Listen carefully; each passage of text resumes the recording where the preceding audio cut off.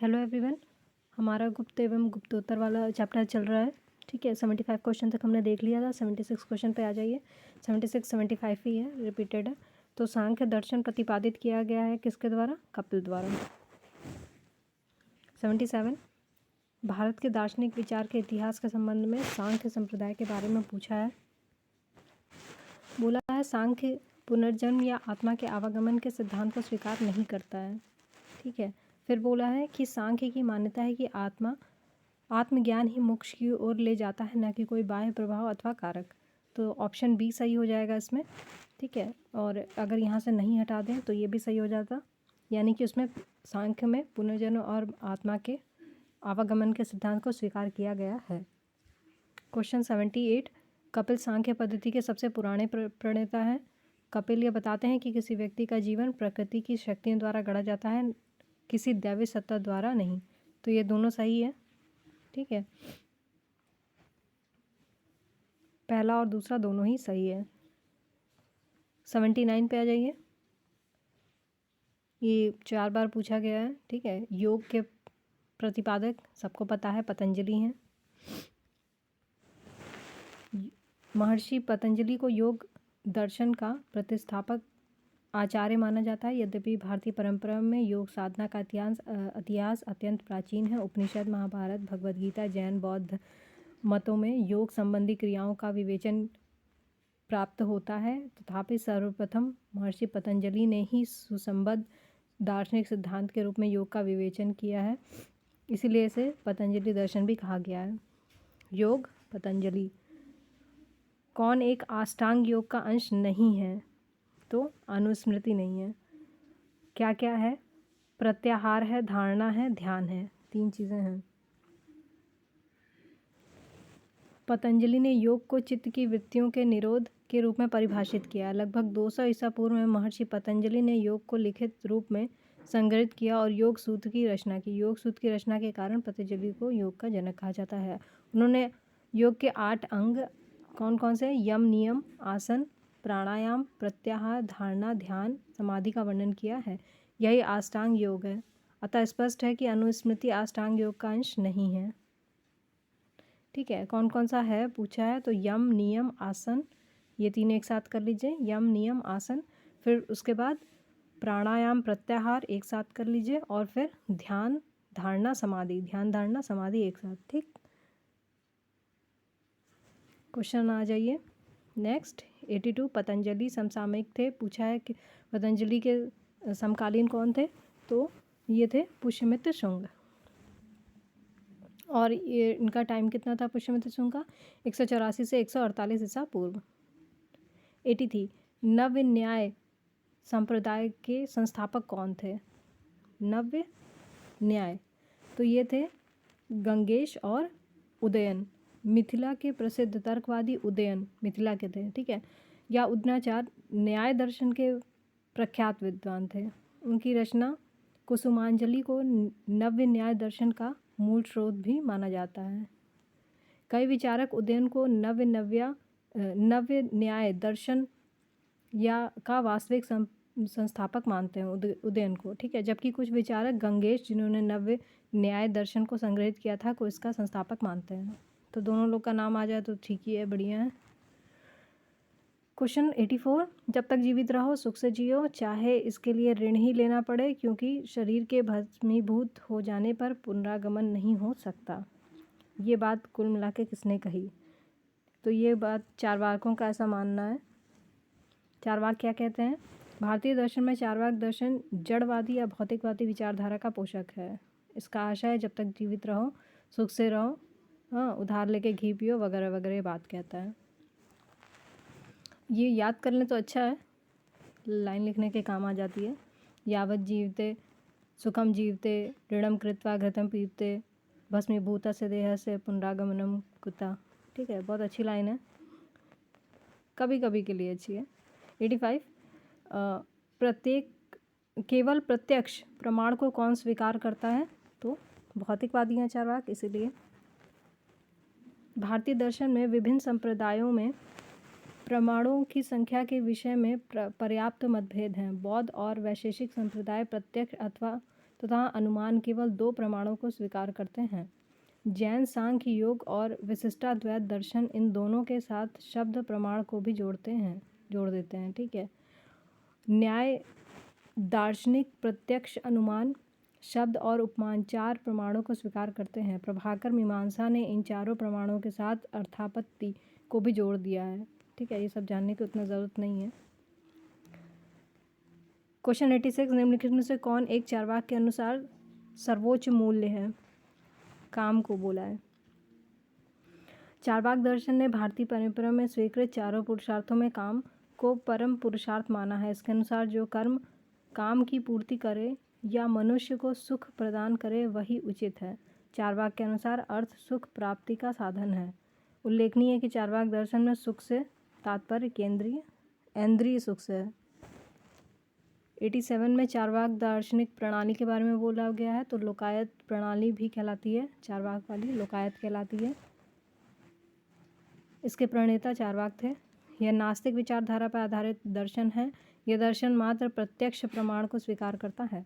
88 है, न्याय दर्शन को प्रचारित किया था किसने? गौतम ने। न्याय गौतम से जुड़ा है। ठीक है, आप इसे ऐसे याद कर सकते हैं कि गौतम बुद्ध न्याय करते थे हमेशा। ठीक है, क्योंकि मिलान करने को आता ही है, याद हो जाए तो अच्छा है। न्याय दर्शन का प्रवर्तन गौतम बुद्ध ने अक्षपाद, इन्हें अक्षपाद भी कहा जाता है। ठीक है, न्याय का शाब्दिक अर्थ तर्क या निर्णय होता है। न्याय दर्शन में 16 पदार्थों या तत्वों को इनका अस्तित्व स्वीकार किया गया है। न्याय दर्शन का मूल ग्रंथ गौतम कृत न्याय सूत्र है। 89 न्याय गौतम, न्याय गौतम, न्याय गौतम। और इसमें बाकी भी दिया हुआ देख लीजिए। न्याय गौतम, सांख्य कपिल, वैशेषिक कणाद, मीमांसा जैमिनी, मीमांसा जैमिनी। इस वाले क्वेश्चन में मिलान करना है, किसको क्या कहते हैं, डायरेक्ट इसका आंसर देख लीजिए। ठीक है, न्याय किसकी बात कर रहा है? अभी हमने देखा था, एक जगह बताया था कि तार्किक चिंतन की बात करता है न्याय। मीमांसा वैदिक अनुष्ठान करना, सांख्य वास्तविक ज्ञान का अभिग्रहण, वेदांत आत्मज्ञान। इसमें से एक या दो याद कर लीजिए, न्याय याद कर लीजिए। ठीक है, तार्किक चिंतन की बात करता है न्याय, और वेदांत किस लिए बात करता है? आत्मज्ञान की।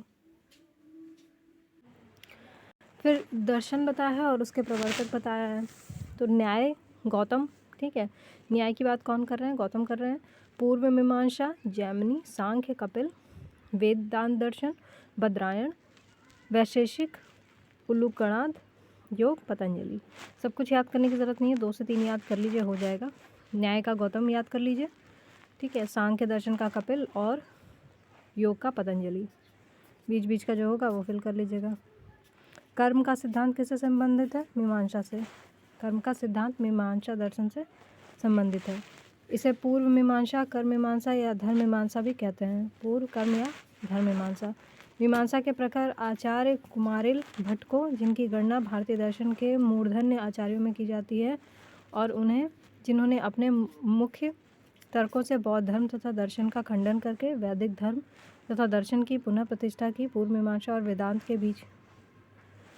ठीक है, इतना सब कुछ जानने की ज़रूरत नहीं है मेंस के लिए, मेंस में। ठीक, 95 निम्न से किस दर्शन के मत है कि वेद शाश्वत सत्य हैं? तो मीमांसा का है। ठीक है, वेद को ही शाश्वत सत्य मान लिया मीमांसा ने। मीमांसा दर्शन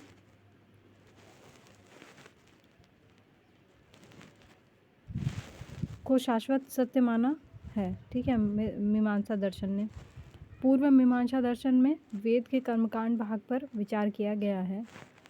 तो ध्यान देना है, मीमांसा में बात की गई है, वेद को शाश्वत सत्य माना गया है। पूर्व मीमांसा में कर्म कांड वाले भाग पर जोर दिया गया, और उत्तर में ज्ञान कांड वाले भाग पर। ठीक है, वेद के ही ज्ञान कांड वाले भाग पर। क्वेश्चन 96 अपूर्व का सिद्धांत संबंधित है किससे? मीमांसा से। अपूर्व मीमांसा दर्शन में एक अदृश्य शक्ति की कल्पना की गई है जो कर्म तथा उसके परिणाम के बीच एक अतिलौकिक कड़ी है। इसे अपूर्व कहता है। अपूर्व का शाब्दिक अर्थ है कोई नई वस्तु जो पहले नहीं जानी गई, अथवा वह जो पहले नहीं था। 97 निम्न से किस भारतीय दर्शन ने परमाणु सिद्धांत का प्रतिपादन किया? वैशेषिक। वैशेषिक दर्शन के अनुसार सृष्टि का निर्माण अणु से हुआ है। महर्षि कणाद इस दर्शन के प्रवर्तक हैं। 98 कौन सा एक भारतीय षट दर्शन का भाग नहीं है? लोकायत या कापालिक। हमने अभी देख लिया है। भारतीय दर्शन में सांख्य और योग है, न्याय वैशेषिक है, मीमांसा और वेदांत है। ये हमने सब पढ़ लिया है। 99 लोकायत दर्शन किसको कहा जाता है? लोकायत चारवाक को हमने देख लिया ऑलरेडी। 100 वाला देख लीजिए। पूछा है अद्वैत दर्शन के संस्थापक तो शंकराचार्य माने जाते हैं। शंकराचार्य ने प्रस्थान त्रयी यानी कौन कौन से? उपनिषद, ब्रह्मसूत्र और भगवद गीता पर भाष्य लिखकर अद्वैतवाद का समर्थन किया है। ब्रह्मसूत्र पर उनका भाष्य ब्रह्मसूत्र भाष्य या शारीरिक भाष्य कहलाता है। शंकर के दर्शन को क्या कहा जाता है? अद्वैतवाद। अद्वैत का मतलब ये होता है परमात्मा और आत्मा अलग नहीं है, ठीक है, दो नहीं है। क्वेश्चन 102 प्रच्छन्न बौद्ध किसे कहा जाता है? शंकर को कहा जाता है, यानी शंकराचार्य को कहा जाता है। बौद्ध धर्म की कई कल्पनाओं को अपने दर्शन में शामिल करने के कारण उन्हें प्रच्छन्न बौद्ध कहा जाता है। 103 निम्नलिखित में से अद्वैत वेदांत के अनुसार किसके द्वारा मुक्ति प्राप्त की जा सकती है? तो ज्ञान के द्वारा मुक्ति प्राप्त की जा सकती है और इसके अभाव में मुक्ति संभव नहीं है। अद्वैत वेदांत में सभी लोग ज्ञान मार्ग के अधिकारी नहीं हैं। ज्ञान मार्ग का केवल अधिकारी केवल वही है जो साधन चतुष्टय से युक्त है, जबकि विशिष्टाद्वैत दर्शन में भक्ति मार्ग को मोक्ष का साधन माना जाता है। क्वेश्चन 104 विशिष्ट अद्वैत, ठीक है, विशिष्ट अद्वैत किससे संबंधित है? रामानुजाचार्य से। भक्ति आंदोलन के प्रमुख संतों में रामानुजाचार्य का स्थान महत्वपूर्ण है। ये सगुण ईश्वर में विश्वास करते थे तथा भक्ति को मोक्ष प्राप्ति का साधन मानते थे। इन्होंने विशिष्ट अद्वैत सिद्धांत का प्रतिपादन किया था और रामानुजाचार्य का विशिष्ट अद्वैत सिद्धांत शंकराचार्य के अद्वैत दर्शन के विरोध में एक प्रतिक्रिया है। दोनों का नाम याद करना है, रामानुजाचार्य, शंकराचार्य। शंकराचार्य का था अद्वैत और रामानुजाचार्य का था विशिष्ट अद्वैत। मिलान करने के लिए आएगा, इसलिए इम्पोर्टेंट है। जबकि रामानुजाचार्य के अनुसार जीवन आनंद में स्वयं प्रकाशमान विशिष्ट पूर्ण है, वैशिष्ट पूर्ण है तथा जगत मिथ्या न होकर सत्य है, ठीक है। और इसके अलावा वल्लभाचार्य ने शुद्ध अद्वैत, मध्वाचार्य ने द्वैतवाद दार्शनिक मत का प्रतिपादन किया है, ठीक है। ये सारा याद करने की ज़रूरत नहीं है, दो याद कर लीजिए, एक रामानुजाचार्य का विशिष्ट कर लीजिए, ठीक है, और एक शंकराचार्य का अद्वैत कर लीजिए, बाकी दो हो जाएंगे मिलान में। क्वेश्चन 105 निम्न में से किसका संबंध वेदांत दर्शन के साथ नहीं है? तो अभिनव गुप्त, ठीक है। वेदांत दर्शन की बात, वेदांत दर्शन को भारतीय विचारधारा की पराकाष्ठा माना जाता है। वेदांत का शाब्दिक अर्थ है वेद का अंत या वैदिक विचारधारा की पराकाष्ठा। वेदांत दर्शन के 3 आधार हैं, उपनिषद, ब्रह्मसूत्र, भगवद गीता। इन्होंने वेदांत दर्शन को क्या कहा? प्रस्थान त्रयी कहा है। कई सूक्ष्म भेदों के आधार पर इनके कई उप संप्रदाय एवं इनके प्रवर्तक हैं, जैसे शंकराचार्य का अद्वैत, रामानुजाचार्य का विशिष्टाद्वैत, मध्वाचार्य का द्वैतवाद। अभिनवगुप्त की मुख्य ख्याति तंत्र तथा अहंकार शास्त्र के क्षेत्र में है। ये दर्शन के क्षेत्र में तर्कशास्त्र से जुड़े हुए थे। क्वेश्चन 106 मिलान करना है, ठीक है। 2 पार्ट में इधर उधर है, इसीलिए डायरेक्ट यहाँ से देख लेते हैं। विक्रम संवत की बात कर रहा है, ठीक है। कितना है? 5758 ईसा पूर्व। इसको कृत संवत या मालव संवत भी कहते हैं, ठीक है। तो विक्रम संवत 5758, शक 78 और प्रवर्तक कनिष्क, ठीक है। गुप्त संवत की स्थापना चंद्रगुप्त वन ने इतने में की थी। गुप्त संवत की बात हो रही है, वंश नहीं, संवत की बात हो रही है। तो संवत की स्थापना चंद्रगुप्त फर्स्ट ने 319-20 में की थी। और कली संवत कितने में आएगा? ये आएगा 3102 में, 3102, ठीक है। 107 सही बताना है इसमें से। मेरे ख्याल से तो सभी तो सही है। विक्रम संवत 58, शक संवत 78, गुप्त काल 319-20 और मुसलमान शासन का युग आरंभ माना जाता है 1192 में। देखिए अरब तो 711-12 में आए थे, ठीक है। फिर उसके बाद मुसलमान वगैरह ये इन लोग का शासन 1192 था। 1192 कौन सा था? तराइन वाला युद्ध जो था वो वाला। फर्स्ट युद्ध में तो तराइन के फर्स्ट युद्ध में ये हार गए थे ना, और सेकंड युद्ध में मोहम्मद गोरी जीत दिया था, इस वजह से तब से माना जाता है। विक्रम संवत 57-58, शक 78, गुप्त वंश की स्थापना श्रीगुप्त, ठीक है। और चंद्रगुप्त प्रथम का शासनकाल 319। 8वीं शताब्दी के प्रारंभ में मोहम्मद बिन कासिम द्वारा भारत के सिंध प्रांत को अधिकृत कर लिया गया था। 8वीं शताब्दी का प्रारंभ बोले तो 711-12 की बात कर रहा है ये, ठीक है। परंतु भारत में मुसलमान शासन का युग मोहम्मद गोरी के तराइन युद्ध के विजय 1192 में माना जाता है, तब से सभी सही हैं। कुछ दिक्कत है क्या? आयोग की मान्यता पर अच्छा बोला है कि आंसर जो है वो आयोग डिसाइड करता है। यह प्रश्न भी ऐसे ही प्रश्नों में से एक है। यहाँ यदि गुप्त काल का के प्रारंभ के से आशय श्रीगुप्त से है तो भारत में मुसलमान शासन का युग 1206 गुलाम वंश की स्थापना से माना जाए तो अभिष्ट विकल्प ए होगा। इसी प्रकार कथन 3 को सही और 4 को गलत मानने, अरे बाबा रे क्या ही खिचड़ी पका के रखते हैं लोग। फिलहाल इसका आंसर जो है डी ऑप्शन है। 108 पुलकेशिन प्रथम का बादामी शिलालेख शक वर्ष 465 का दिनांकित है। यदि इसे विक्रम संवत में दिनांकित करें तो कितना होगा? गणित लगाइए भाई। 601, ठीक है। ये आप देख लीजिए क्या है, जोड़ा घटाया गया है वो आप देख लीजिए। 109 एक चालुक्य अभिलेख के तिथि अंकन में शक संवत इतना है। अब इसकी तुलना करनी है, ठीक है। तुल्य वर्ष बताना है। तो शक संवत का प्रचलन कुषाण वंशीय शासक कनिष्क ने 78 में किया था। यदि शक संवत 556 है तो इसमें 78 जोड़ो, ये 634 हो जाएगा। पुराणों के अनुसार चंद्रवंशीय शासकों का मूल स्थान क्या था? प्रतिष्ठानपुर था।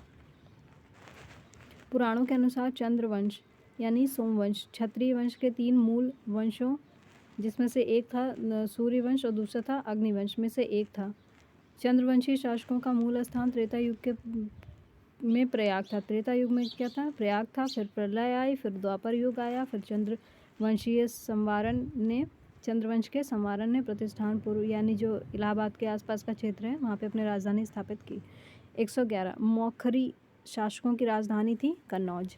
मौखरी गुप्तों के सामंत थे, ठीक है, गुप्तों के सामंत थे जो मूलतः गया के निवासी थे। गया बिहार में, ठीक है। मौखरी वंश के शासकों ने अपनी राजधानी कन्नौज बनाई। इस वंश के प्रमुख शासक कौन कौन से थे? हरिवर्मा, आदित्य वर्मा, ईशान वर्मा, सर्ववर्मा, ग्रहवर्मा। 112 गुप्त वंश के पतन से लेकर आरंभिक 7वीं शताब्दी में हर्षवर्धन के उत्थान तक उत्तर भारत में निम्नलिखित में से किन राज्यों का शासन था? ठीक है, तो किसका किसका था? मगध के गुप्त थे। देखिए जब किसी राज्य का पतन होने लगता है तो गुप्तास का जैसे जैसे पतन हो रहा था छोटे छोटे अन्य राज्य उभर कर आ रहे थे, ठीक है। सामंत वगैरह सब अपनी अपनी शक्तियों का विस्तार कर रहे थे। तो उसमें कौन कौन आया था? तो मगध के गुप्त तो थे ही, ठीक है। उसके अलावा थानेश्वर के पुष्यभूति थे, कन्नौज के मौखरी थे और वल्लभी के मैत्रक थे। 6वीं शताब्दी के मध्य तक शक्तिशाली गुप्त साम्राज्य के पतन के फलस्वरूप भारतीय राजनीति में विकेंद्रीकरण तथा विभाजन की प्रवृत्तियां प्रारंभ हो गईं। इस दौरान अनेक स्थानीय सामंतों व शासकों ने अपनी स्वतंत्रता घोषित कर दी। गुप्त वंश के पतन से लेकर आरंभिक 7वीं शताब्दी में हर्षवर्धन के उत्थान तक उत्तर भारत में निम्नलिखित राज्यों का शासन हो गया। ये हमने देख लिया, ठीक है। अगर पूर्व एवं पश्चिम का विभाजन न करके केवल उत्तर एवं दक्षिण का विभाजन किया जाए तो विकल्प बी सही होगा। हर्ष के समय की सूचनाएं। हर्ष, ठीक है। तो हर्ष के बारे में किससे पता चलता है? कल्हण की राजतरंगिणी से पता चलता है। ठीक है। और बाणभट्ट के बारे में, बाणभट्ट की कृति हर्षचरित से भी पता चलता है। हर्ष के समय में उनके दरबारी कवि का क्या नाम था? बाणभट्ट था। उन्होंने क्या लिखा? हर्षचरित लिखा। और इसके अलावा कल्हड़ की रास तरंगिणी से भी मिलती है इसके बारे में जानकारी। कालिदास हरिश्चंद्र की रचनाओं में हर्ष से संबंधित किसी भी सूचना का उल्लेख नहीं किया गया है, क्योंकि ये इनसे पूर्व के काल के हैं। हर्षचरित, ठीक है। बाणभट्ट। 115 हर्ष के समय राजधानी मतलब हर्ष के साम्राज्य की राजधानी क्या थी? कन्नौज थी।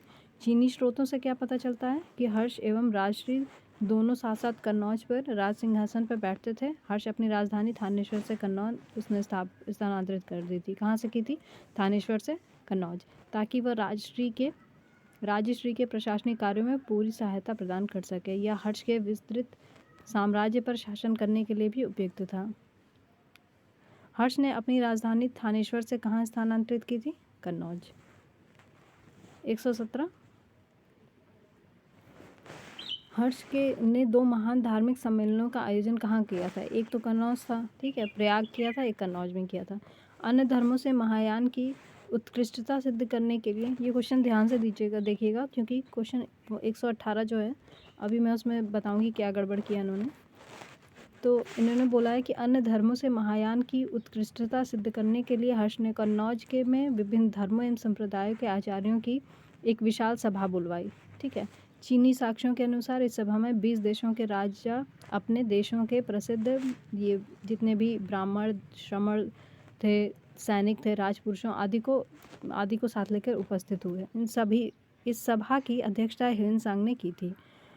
साथ ही हर्ष के समय प्रति 5वें वर्ष प्रयाग में के संगम क्षेत्र में एक समारोह का आयोजन किया जाता था। ये हर्ष के टाइम से चला आ रहा है, प्रयाग में जो हमारा संगम होता रहता है, जिसे वहाँ मोक्ष परिषद कहा गया है। ह्वेन-सांग स्वयं छठे समारोह में उपस्थित था। इसमें 18 देशों के राजा सम्मिलित हुए थे। अच्छा, अब बोला है, ठीक है, इसका आंसर जो है कन्नौज और प्रयाग, ठीक है। तो बोला है कि 118 में बोला है उत्तर प्रदेश में स्थित वह स्थान जहाँ हर्षवर्धन ने बौद्ध महासम्मेलन का आयोजन किया था, तो प्रयाग। अगर यहाँ पे कन्नौज और प्रयाग दोनों होता तो ठीक होता, प्रयाग है तो भी ठीक है, सिर्फ कन्नौज होता तो भी ठीक था, ठीक है। तो याद रखें दोनों हैं, इस वजह से कंफ्यूज नहीं होना है। क्वेश्चन 119 नर्मदा नदी के तट पर सम्राट हर्ष के दक्षिणावर्ती अग्रगमन को रोका। अब क्या हुआ कि ये है भारत, ये है नर्मदा, ठीक है। क्या हुआ कि हर्ष के विजयों के फलस्वरूप उसके राज्य की पश्चिमी सीमा, ठीक है, नर्मदा नदी तक पहुंच गई थी हर्ष भाई साहब के, ठीक है।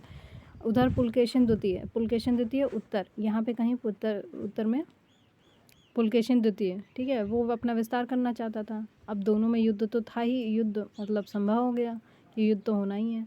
अब फलतः नर्मदा नदी के तट पर दोनों के बीच में युद्ध हुआ। इस नदी के तट पर हर्ष और पुलकेशिन द्वितीय के बीच में युद्ध हुआ। पुलकेशिन द्वितीय ने हर्ष को पराजित कर दिया। और इसके बारे में कहाँ जानकारी मिली है? पुलकेशिन द्वितीय के ऐहोल प्रशस्ति में और ह्वेन-सांग के विवरण में भी इस युद्ध के बारे में साक्ष्य मिले हैं, ठीक है। 120 निम्नलिखित शासकों में से किसने हर्षवर्धन को पराजित किया था? तो पुलकेशिन द्वितीय ने, हमने अभी देख लिया। क्वेश्चन 121 चालुक्य शासक पुलकेशिन द्वितीय की हर्ष पर विजय का वर्ष बताना है, ठीक है। 618 ईस्वी, ठीक है। ये हमने अभी जस्ट पढ़ा, ठीक है। कैसे नर्मदा नदी के तट पे दोनों के बीच में लड़ाई वगैरह हुई, पुलकेशिन द्वितीय जीत गया और हर्ष हार गया, ठीक, यहाँ तक पहुँच गए। अल्टेकर का विचार है कि हर्ष और पुलकेशिन का यह युद्ध, बाबा ये बहुत ही खिचड़ी पकाया हुआ है उन्होंने, ठीक है। आप पढ़ लेना, मेरा दिमाग ख़राब हो गया पढ़ के। बात यह है कि हिस्ट्री में जितने भी लेखक हैं, जितने भी इतिहासकार हैं, वो अपनी अपनी बात रख देते हैं और फिर आप डिसाइड करते रहिए कि क्या सही है। तो कुल मिला के दिमाग का दही करने वाली चीज़ें हैं ये। हमने 618 को मान लिया है, झारखंड PCS ने 618 को माना है, हम भी 618 को मान लेंगे। बाणभट्ट कहाँ का निवासी था? तो वो बिहार के सोन नदी के किनारे अवस्थित पृथ्वीकूटा नामक गांव का व्यक्ति था। इनके पिता का नाम चंद्रभानु, माता का नाम राजदेवी था। ह्वेनसांग किसके शासन में भारत आया था? तो ये हर्ष के टाइम में आया था। हर्ष के समय की सर्वप्रथम घटना क्या थी?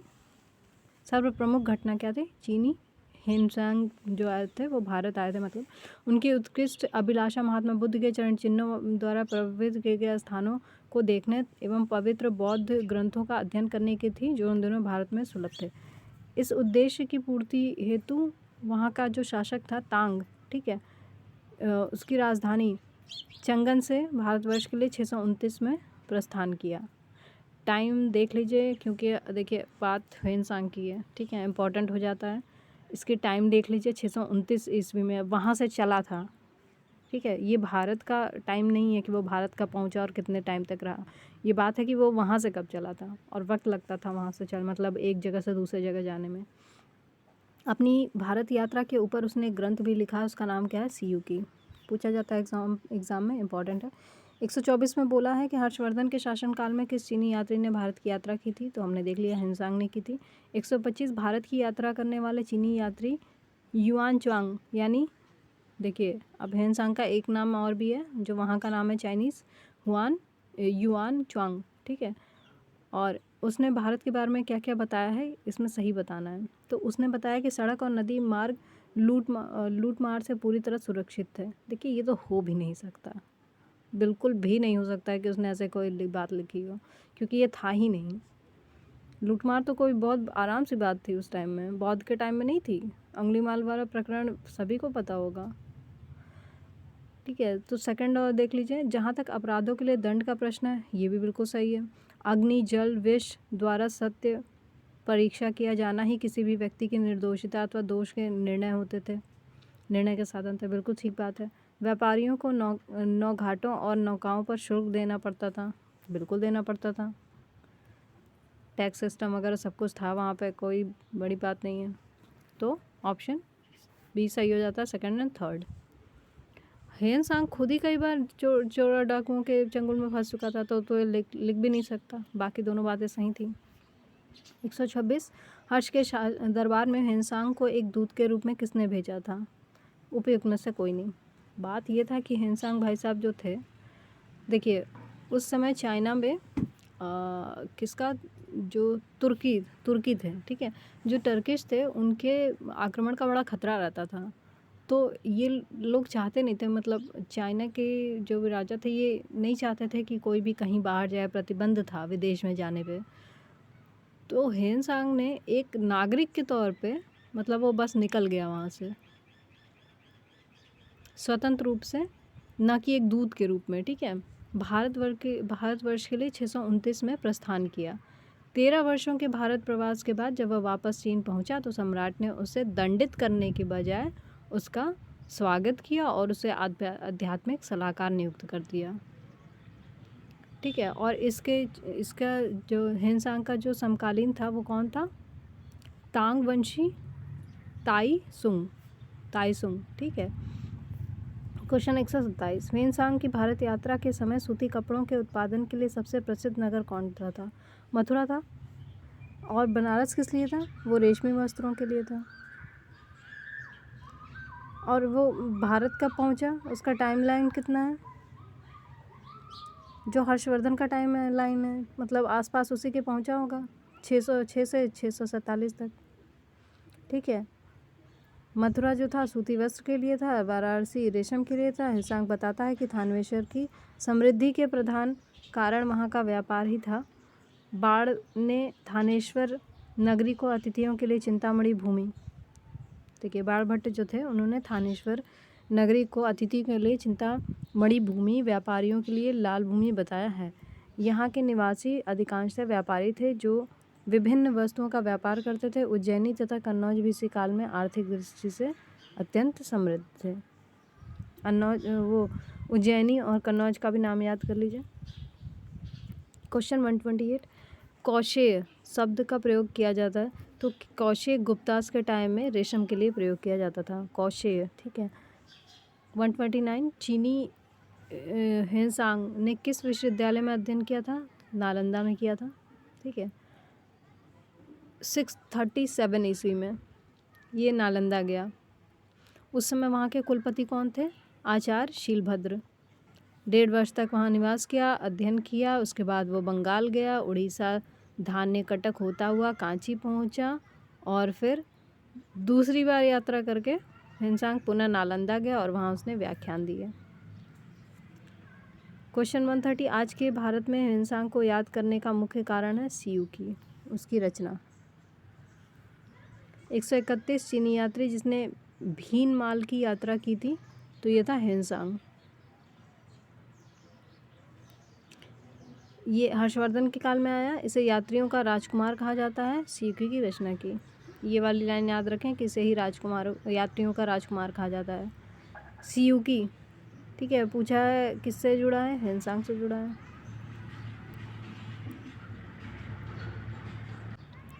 वन 133, इसने पूछा है कि इत्सिंग ने बिहार की यात्रा कब की थी, मतलब भ्रमण कब किया था। देखिए, इत्सिंग जो है चीनी यात्री था, पहले बात तो ये, ठीक है। फिर 671 से 695 में जब वह युवा था, अपने 37 बौद्ध सहयोगियों के साथ बौद्ध धर्म के अवशेषों को देखने की इच्छा से पाश्चात्य विश्व का भ्रमण करने का निश्चय किया। बाद में उसने उसके सहयोगी उसका साथ छोड़ दिए। वह अकेले ही कैंटन नगर से जहाज में बैठकर भारत की यात्रा पर चल पड़ा। वह दक्षिण भारत के समुद्री मार्ग से होकर भारत आया और सुमात्रा होते हुए वापस चीन पहुंच गया। 134, उत्तर हर्षकालीन स्रोतों में प्रायः हुंडी, ठीक है, किस लिए परिभाषित होता था। ये एक प्रकार का विनिमय पत्र था। देखिए, व्यापार हुआ तो 2 तरीके का होगा, या तो आप तुरंत खरीद बेच कर दोगे, ठीक है, मतलब कुछ खरीद लोगे, कुछ बेच दोगे और उधार वगैरह किया जाएगा, ठीक है। 2 चीज़ें हो गई, एक नगद वाली बात हो गई, एक उधार वाली बात हो गई। और अगर ये क्रय विक्रय नगद होता था तो भुगतान तुरंत कर दिया जाता था। दूसरी तरफ अगर उधार की बात की गई तो सौदों का मूल्य तुरंत न चुकाकर भविष्य में चुकाना होता था। तो ऐसी स्थिति में भावी भुगतान की समस्या का, अब ठीक है, एक पत्र तो होना चाहिए कि पता कैसे चलेगा कि यार कितने लोग तुरंत बाद में करेंगे, लोग बाद में पैसा दे के चले जाएंगे, मतलब पैसा देंगे, ठीक है। तो इसके लिए साख पत्रांक माल बेचने वाले व्यक्ति को एक निश्चित अवधि में भुगतान का आश्वासन देता था। आधुनिक समय में इन साख पत्रों को विनिमय विपत्र अथवा प्रतिज्ञा विपत्रों के नाम से जाना जाता है, ठीक है। खाता खुलवाते नहीं है, गुप्ता जी की दुकान पे गए, खाता खुलवाया वगैरह वगैरह। 135, चीनी लेखक भारत का उल्लेख किस नाम से करते हैं, तो यिन तू। थियान तू भी कहते हैं, थियान तू। 136, नालंदा विश्वविद्यालय के विनाश का कारण था मुसलमान। कौन, बख्तियार खिलजी, उसी ने नष्ट किया था। यह भारत में बौद्ध मत के पतन के लिए अंतिम प्रहार के रूप में देखा जाता है। 137, भारत में सबसे प्राचीन विहार नालंदा। बिहार का नालंदा जो है सबसे प्राचीन विहार है। 5वीं सदी के मध्य गुप्तों के समय में नालंदा स्थित विश्वविद्यालय अस्तित्व में आया, 5वीं सदी में, ठीक है, गुप्तों के टाइम में। सर्वप्रथम कुमार गुप्त प्रथम ने नालंदा बौद्ध विहार को दान दिया। बाद में बुद्धगुप्त, तथागत गुप्त तथा बालादित्य नामक गुप्त शासकों ने भी इस विहार को दान में दिया था, मतलब इस विहार को दान दिए थे, ठीक है। 138, नालंदा कहाँ पे है, तो ये बिहार में है। गुप्तोत्तर युग में प्रमुख व्यापारिक केंद्र कौन सा था, तो ये था कन्नौज। गुप्तोत्तर की बात हो रहा है, ठीक है। कन्नौज से ये उज्जैन से हटके कन्नौज हो गया था। उज्जैन का महत्व गुप्त काल में शक विजय के बाद बहुत बढ़ गया था, जब चंद्रगुप्त सेकंड ने इसे दूसरी राजधानी बनाया था। गुप्तोत्तर काल में हर्ष ने कन्नौज को थानेश्वर के स्थान पर अपनी राजधानी बनाया था। कन्नौज गंगा यमुना दोआब में स्थित होने तथा महत्वपूर्ण व्यापारिक स्थल होने के कारण 3 शक्तियों पाल प्रतिहार राष्ट्रकूट के आकर्षण का केंद्र बना था। क्वेश्चन 140, सामंतवाद का विकास गुप्तोत्तर काल की कृषक संरचना की प्रमुख विशेषता थी। इस काल में भूस्वामी, मध्यस्थ वर्ग एवं आश्रित कृषक वर्ग अस्तित्व में आया। तो दोनों ही सही है। फिर से एक बार देख लीजिए, सामंतवाद का विकास गुप्तोत्तर काल की कृषक संरचना की प्रमुख विशेषता थी, ठीक है, सामंतवाद। और इस काल में भूस्वामी, मध्यस्थ वर्ग एवं आश्रित कृषक वर्ग का वर्ग अस्तित्व में आया। ठीक है। 141 चीनी तीर्थयात्री फाहियान ने कनिष्क द्वारा आयोजित की गई चतुर्थ महान बौद्ध परिषद में भाग लिया था। ये बात सही है, सॉरी गड़बड़ है, ये सही नहीं है। फाहियान ने कनिष्क, ठीक है।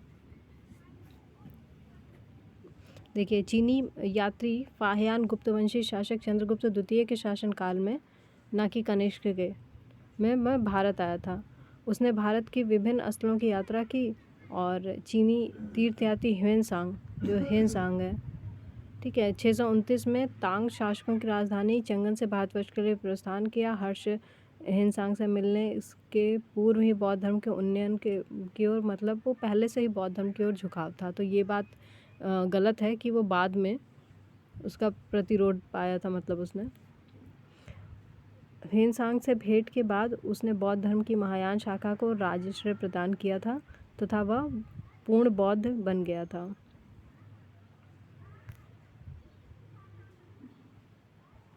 क्वेश्चन 142 पूछा है, सुमेलित नहीं है।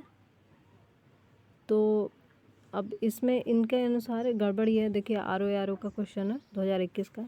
फाहियान के भारत भ्रमण का काल 10 वर्ष का है, फाहियान का, ठीक है, 10 वर्ष का है। कहाँ से कहाँ तक? 402 से 412 तक।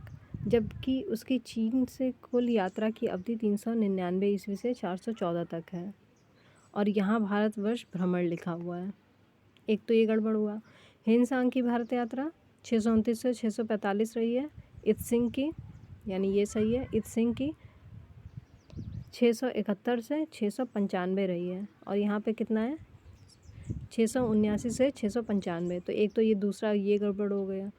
अल मसूदी का टाइम 915 से 916 है, 1516 है। और यहाँ पे फिर से गड़बड़ हो गया है, ठीक है। हमने सही देखना है। तो फाहियान भाई साहब आए थे, किस टाइम आए थे? 402 से 412 के आसपास, ठीक है। और उसके बाद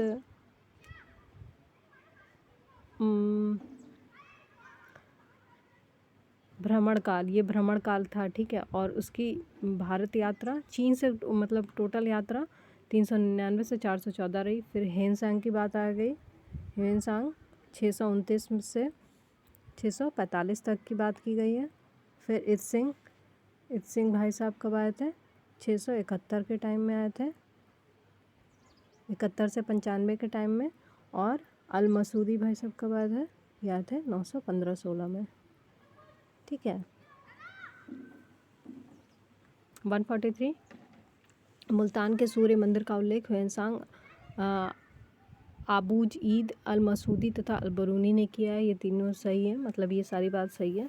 किसने किसने किया है मुल्तान के सूर्य मंदिर का उल्लेख? ह्वेनसांग, आबूज ईद, अल मसूदी, अल बरूनी, सभी ने किया है। फिर है सांबपुर यात्रोत्सव सूर्य पूजा से संबंधित है, तो ये भी बात सही है। क्वेश्चन 144 भारतीय इतिहास, ठीक है, सामंती व्यवस्था के बारे में अनिवार्य तथ्य पूछा है उसके। तो पूछा है कि अत्यंत सशक्त केंद्रीय राजनीतिक सत्ता और अत्यंत दुर्बल प्रांतीय अवस्था अथवा स्थानीय राजनीतिक सत्ता, ऐसा नहीं था, ठीक है, कि केंद्र बहुत ज़्यादा शक्तिशाली था और प्रांत बहुत दुर्बल था, ऐसा नहीं था। बी ऑप्शन है भूमि के नियंत्रण तथा स्वामित्व पर आधारित प्रशासनिक संरचना का उदय, तो ये बात ठीक है। थर्ड है सामंत एवं उसके अधिपति के बीच स्वामी दास संबंध बनाना, ठीक है, ये भी सही है। स्वामी दास कौन सी बड़ी बात हो गई भाई, ठीक है। सामंत शब्द का उल्लेख कौटिल्य के अर्थशास्त्र में स्वतंत्र पड़ोसी के अर्थ में किया गया है। स्वतंत्र पड़ोसी। सर्वप्रथम अश्वघोष प्रथम शती ईस्वी में ने बुद्ध चरित्र में इस शब्द का प्रयोग जागीरदार के लिए किया है। सबने अलग अलग किया है। सामंती व्यवस्था का अंकुरण शक कुषाण काल में हुआ तथा राजपूत काल तक आते आते समाज में पूर्णतः प्रतिष्ठित हो गया। भारत में सामंती व्यवस्था कुषाणों से लेकर राजपूत काल तक, ठीक है, राजपूत काल में भी थी, सल्तनत काल में भी थी, मुगल काल में थी। इस व्यवस्था के चरमोत्कर्ष काल में भारत के राजनैतिक, सामाजिक, आर्थिक और धार्मिक जीवन पर इसका गहरा प्रभाव पड़ा। सामंतों के प्रशासन पर बढ़ते प्रभाव के कारण केंद्रीय सत्ता अत्यंत निर्बल हो गई थी। अपनी शक्ति के लिए सम्राट पूर्णतः सामंतों पर आश्रित रहने लगे थे। सामंतवाद के विकास के सामाजिक आर्थिक कारण शक कुषाण युग में स्पष्ट होने लगते हैं। इस समय ग्रामों में ग्रामपतियों का एक संपन्न वर्ग उठ खड़ा हुआ, जिसकी अधीनता में निर्धन किसानों का वर्ग था। इसके साथ ही विदेशी जातियों ने कुलीन शासक वर्ग का स्थान ग्रहण कर लिया। इस प्रकार स्वामी सामंत संबंधों का विकास हुआ। भारतीय सामंती व्यवस्था यूरोपीय सामंती व्यवस्था से भिन्न थी। भारत में भूमि पर राजकीय स्वामित्व पाया जाता था, अर्थात सामंती व्यवस्था से भूमि के नियंत्रण तथा स्वामित्व वाली प्रशासनिक व्यवस्था का उदय हुआ। क्वेश्चन 145 पूछा है कि 8वीं शताब्दी के संत शंकराचार्य के बारे में क्या सही नहीं है। तो ये बात कि उन्होंने प्रयागराज नाम दिया था, प्रयाग को मतलब तीर्थराज बोला था, ऐसा नहीं है। उन्होंने क्या कहा था वो सही देख लीजिए कि उन्होंने भारत के विभिन्न क्षेत्रों में 4 धाम की स्थापना की थी। उन्होंने बौद्ध जैन धर्मों के विस्तार पर रोक लगाई थी और उन्होंने वेदांत का प्रसार किया था। वेदांत को मानते थे ना, इसलिए बौद्ध जैन का विस्तार पर रोक लगा रहे थे। 8वीं शताब्दी में इनका जन्म कहाँ पे? केरल के एक छोटे से गांव में हुआ था। शंकराचार्य के समय बौद्ध जैनियों के प्रभाव में आकर हिंदुत्व समाप्त होता जा रहा था। इसी को रोकने के लिए इन्होंने वेदांत पर बल दिया। हिंदू धर्म के इन्हीं उत्थान के प्रयासों के लिए उन्हें सर्वाधिक प्रसिद्धि मिली। वेदांत के अध्ययन तथा संकलन के लिए उन्होंने संपूर्ण भारत की पैदल यात्रा की और उन्होंने अद्वैत वेदांत को उनके दर्शन को जाना जाता है इस नाम से। और उन्होंने 4 मठ भी बनवाए। ठीक है, कौन कौन से? श्रृंगेरी कर्नाटक में दक्षिण में स्थित है, फिर द्वारका गुजरात पश्चिम में, पुरी उड़ीसा पूर्व में और ज्योतिर्मठ जोशीमठ जो है उत्तराखंड में। 146 आदि शंकराचार्य के बारे में। आदि शंकर जो बाद में शंकराचार्य बने उनका जन्म स्थान केरल था। 147 आदि शंकराचार्य द्वारा स्थापित मठ हमने देख लिया है, जोशीमठ, द्वारकापुरी, श्रृंगेरी। और 148 4 धाम में सम्मिलित नहीं है, तो मानस सरोवर नहीं है, पूरी द्वारका रामेश्वरम है। रिपीटेड क्वेश्चन है, ठीक है। और 149 देख लीजिए, इसमें पूछा है कौन सा सुमेलित नहीं है, तो रवि कीर्ति पुलकेशिन द्वितीय से रिलेटेड है। ठीक है, इनके दरबार में था रवि कीर्ति। भवभूति जो है वो कन्नौज के यशोवर्मन से रिलेटेड है। हरिशेन हर्ष से नहीं है। ठीक है, हरिशेन प्रयाग प्रशस्ति का रचयिता है, समुद्रगुप्त का संधि विग्रहिक सचिव था वो, तो ये समुद्रगुप्त से रिलेटेड हो सकते हैं। और जो हर्ष था वो बाणभट्ट के हर्ष का जो दरबारी कवि था वो बाणभट्ट था। ठीक है, और दंडी किससे रिलेटेड है? नरसिंह वर्मन से। दंडी नरसिंह वर्मन से रिलेटेड है। मिलान करना है, तो अमीर खुसरो जो था किसके टाइम पे था? अलाउद्दीन खिलजी के टाइम में था। अमीर खुसरो अलाउद्दीन खिलजी के टाइम पे था। ठीक है, कालिदास किसके टाइम पे था? चंद्रगुप्त सेकंड के टाइम में थे, चंद्रगुप्त सेकंड। और हरिशेन समुद्रगुप्त अभी हमने देखा, और बाणभट्ट हर्षवर्धन। ठीक है, ये भी मिलान करना है। अशोक को उज्जैन से जोड़ दीजिए। ठीक है, आगे देख लेते हैं इसमें और कौन कौन सा है। अशोक, उज्जैन, समुद्र, विदिशा। ठीक है, विदिशा इसे याद करने के लिए मैंने एक सोचा था, छोटा सा ट्रिक है कि समुद्र जो है वो चारों दिशाओं में है, सारी दिशाओं में, सभी दिशाओं में है। ठीक है, तो समुद्र सभी दिशाओं में है। विदिशा, दुर्गा, गोंडवाना, दुर्गावती, गोंडवाना, भोजधार, भोजधार एक साथ याद कर लीजिए, भोजदार, भोजदार। ठीक है, 152 में देख लीजिए क्या है। पूछा है कौन सा सही सुमेलित है। ठीक है, तो भीलसा कहाँ है? एमपी में है। ठीक है, द्वार समुद्र कर्नाटक में है, हलेबीडु में। गिरिनगर कहाँ पे है? गुजरात में है, ये बात सही है। और स्थानेश्वर कहाँ पे है?